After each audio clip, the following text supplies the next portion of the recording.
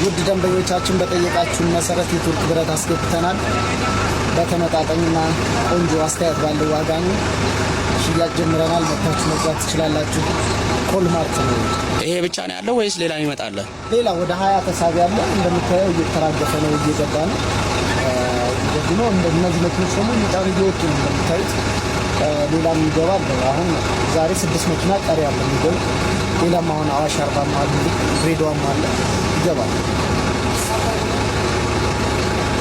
ከስንት እስከ ስንት ነው ያለው ነው ያልከው? ከ8 እስከ 32 ነው አለ። ከ8 እስከ 24 በማንኛውም መጠን ማንሳት ይቻላል። 32 ትንሽ እጥረት ስላለ ነው፣ ግን 32ም ይዘናል። የጥራት ደረጃቸው እንዴት ነው ብረቶቹ? እንደምታዩት ሁሉም አይነት ከገና ከውጭ የገቡ ነው፣ እንደታሰረ ነው። የቱርክ ብረት ናቸው ማየት ይቻላል።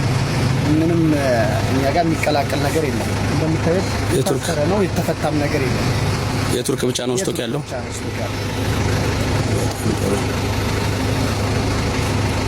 ለሀገራችን ኮንስትራክሽንም ተመራጩ የቱርክ ስለሆነ ለትላልቅ ስትሬንግዝ ላላቸው ነገሮች የቱርክ ነው የሚመረጠው። ምንድነው ምክንያቱ?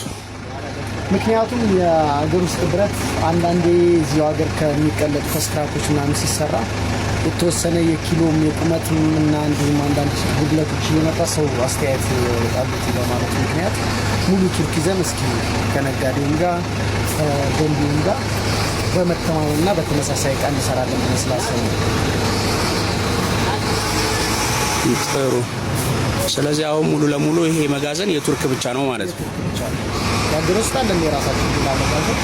እዚህ መጋዘን የምንጭነው ለቱርክ ለሚፈልጉ ነው። ኦኬ። ይሄን ሙሉ ለሙሉ በቱርክ ያረጋችሁበት ምክንያት ምንድነው? እንደነገርኩ የቱርክ የሚፈልጉ ሰዎች አሉ፣ የቱርክ ደንበኞቻችን እና አሁን ገበያው ላይ የቱርክ እጥረት አለ።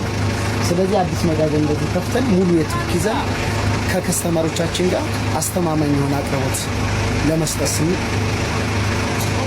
በቱርክ እንደ አዲስ ጀምረናል፣ በአዲስ መጋዘን ማለት ነው።